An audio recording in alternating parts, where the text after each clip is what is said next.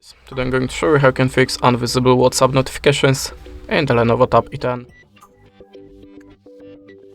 So if you don't see your WhatsApp messages, at the start always check your DND mode, so open the top menu, expand the top menu to the icons, and now just look for the DND mode. If you don't see it, you can click on the pen icon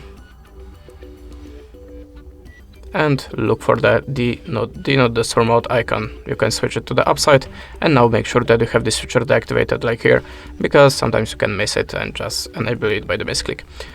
In the next step, hold the finger on the WhatsApp icon and go to the app info. Now select let's start from the app notifications. Of course you have to turn it on and go to the additional settings.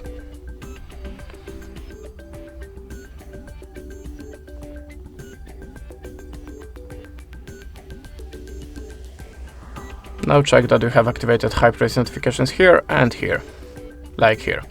Okay, now let's go back, go to the storage.